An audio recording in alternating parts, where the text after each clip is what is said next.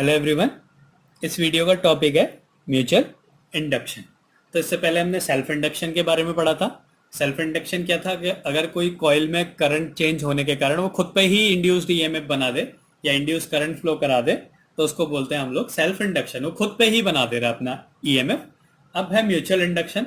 Mutual induction में क्या होगा, कोई दूसरी कॉइल किसी दूसरी कॉइल के कारण उस कॉइल पे अगर मैग्नेटिक फील्ड में चेंज हो और उसमें इंड्यूस्ड ईएमएफ बन जाए तो इस फिनोमेना को क्या कहेंगे, म्यूचुअल इंडक्शन। म्यूचुअल का मतलब किसी दूसरे के कारण उस पे जो है इंड्यूस्ड ईएमएफ बनेगा। तो ये होता है the phenomenon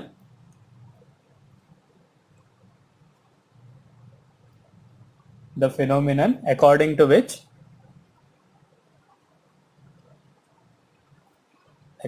which an opposing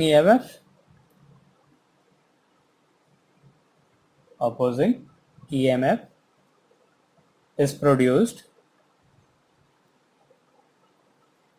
in a coil as a result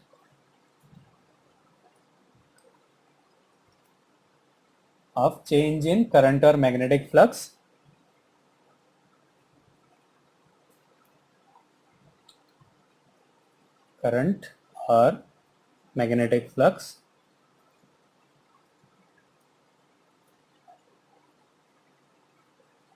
linked with the neighboring coil.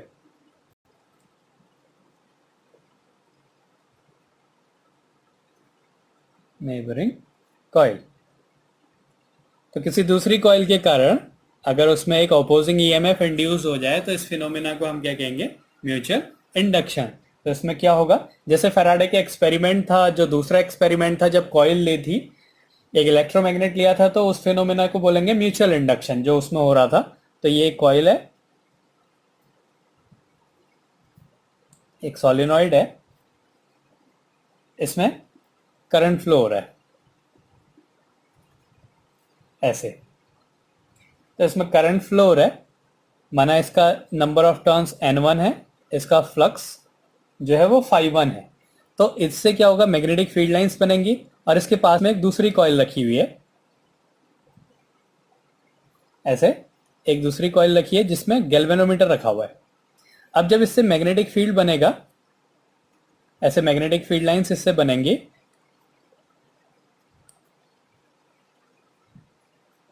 इस तरीके से इसमें मैग्नेटिक फील्ड लाइंस लिंक होंगी। माना इसका जो फ्लक्स है N2, इसका नंबर ऑफ टर्न्स N2 है और इसका फ्लक्स φ2 है।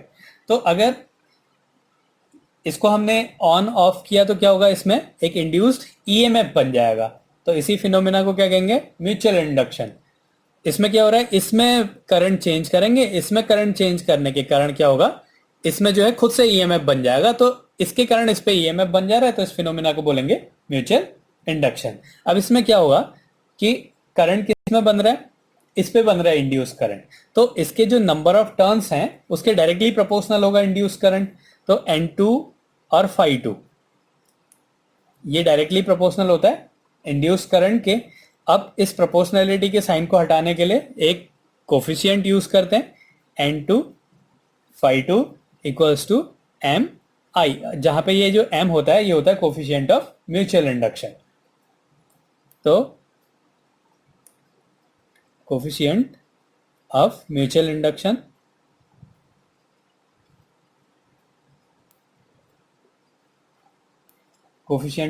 इंडक्शन M इक्वल्स टू क्या होगा, N2 φ2 अपॉन I। ये हो गया। अब इसके बाद इससे फैराडे के लॉ से E इक्वल्स टू क्या होता है, minus N d∅ by dt होता है। तो ये क्या हो गया, equals to minus D over D T N∅, और यहां से N∅ की वैल्यू क्या है, Mi। N∅ equals to Mi, तो इस N∅ की जगह हम क्या लिख सकते हैं, Mi लिख सकते हैं। तो ये हो जाएगा minus D over D T Mi, M बाहर आ गया, di ओवर dt। तो यहां से अगर हमें E की वैल्यू निकालनी है या M की वैल्यू निकालनी है, M इक्वल्स टू क्या हो जाएगा, ई upon D I upon D T. ये हो गया कोफिशिएंट ऑफ म्यूचुअल इंडक्शन, और इसकी भी यूनिट क्या होती है, हेनरी होती है। अब यहां से भी 1 हेनरी को हम डिफाइन कर सकते हैं। अगर ईएमएफ जो है उसका 1 वोल्ट है और जो करंट में चेंज हो रहा है वो 1 एम्पियर पर सेकेंड हो, तो उसका जो म्यूचुअल इंडक्शन होगा वो कितना हो जाएगा, 1 हेनरी हो जाएगा। ये है इसका पहला टॉपिक। म्यूचुअल इंडक्शन में क्या होता है कि किसी दूसरी कॉइल में करंट के चेंज होने के कारण अगर उसमें एक इंड्यूस्ड ईएमएफ बन जाए या इंड्यूस्ड करंट बन जाए तो उसको बोलेंगे हम लोग म्यूचुअल इंडक्शन। अब अगर हमारा अगला टॉपिक है mutual inductance due to two long coaxial solenoid. Mutual induction, mutual inductance of two long coaxial solenoid. अब दो लॉन्ग कोएक्सियल सोलेनॉइड्स हैं, उसके लिए म्यूचुअल इंडक्शन हमने निकालना है। तो माना एक ये सोलेनॉइड है,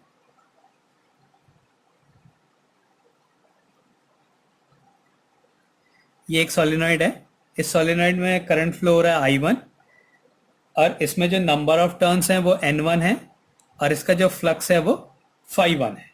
ऐसी एक दूसरी कॉइल है, कोएक्सियल कॉइल्स हैं, ये एक दूसरी कॉइल है ऐसे, उसी के साथ हमने एक दूसरी कॉइल रख रखी है, ये है। इसमें हमने करंट निकालना है, इसका म्यूचुअल इंडक्शन निकालना है और माना इसमें जो नंबर ऑफ टर्न्स हैं N2 हैं और इसका जो फ्लक्स है वो φ2 है। तो हमें पता है कि जो M होता है वो N2 φ2 अपॉन I होता है। I की वैल्यू यहाँ पे I1 है, इसमें करंट फ्लो हो रहा है, इसमें करंट में चेंज करेंगे तो ये जो दूसरी कॉइल है उसमें खुद ही इंड्यूस्ड करंट बन जाएगा और माना उसमें जो नंबर ऑफ टर्न्स है N2 है और φ2 है उसका फ्लक्स, मतलब ये जो दूसरी वाली कॉइल थी, ये वाली जो कॉइल है वो ये है।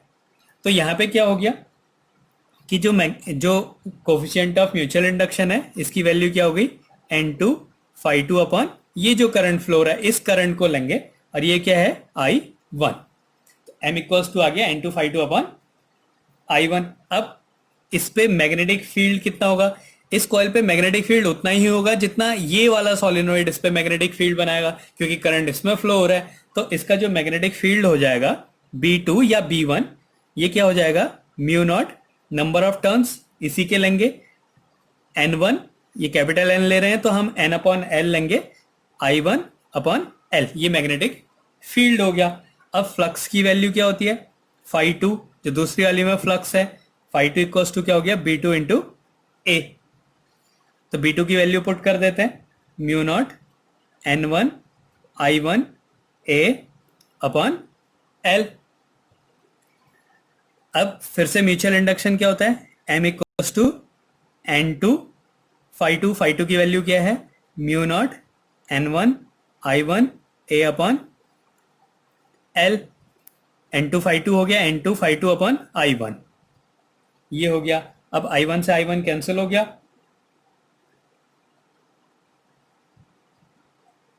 तो ये क्या आ गया, mu naught N1 N2 A upon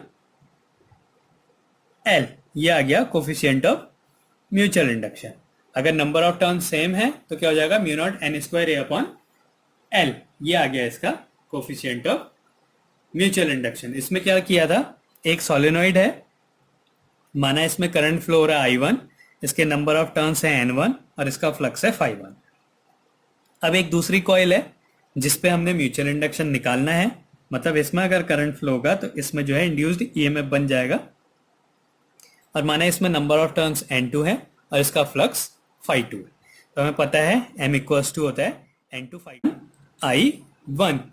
अब मैग्नेटिक फील्ड जो होता है, किसी भी सोलेनॉइड का जो मैग्नेटिक फील्ड होता है उसकी वैल्यू होती है B equals to mu naught N I, और N की वैल्यू होती है number of turns per unit length.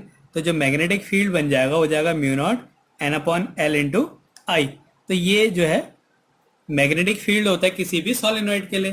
तो अब ये होगा कि जिसमें करंट फ्लो हो रहा है, करंट किस में फ्लो हो रहा है, N1 पे, तो N1 लेंगे, लेंथ दोनों की हमने इक्वल ले ली और उस पर करंट फ्लो हो रहा है I1।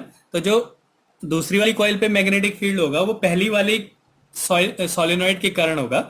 तो जो B2 है उसकी वैल्यू हो गई mu naught N1 I1 upon L।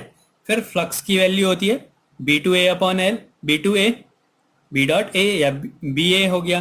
फिर बी की वैल्यू पुट कर दी mu naught N1 I1 A upon L।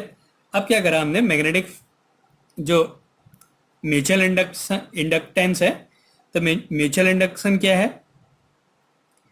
कि N2 phi2 upon I1, N2 phi2 की वैल्यू क्या है, mu naught N1 I1 A upon L, और ये अपॉन में I1 ये कैंसिल हो गया तो M इक्वल्स टू हो गया mu naught N1 N2 A upon L। तो ये है mutual inductance of two long coaxial solenoid. तो ये हो गया म्यूचुअल इंडक्शन और mutual induction of two long coaxial solenoid.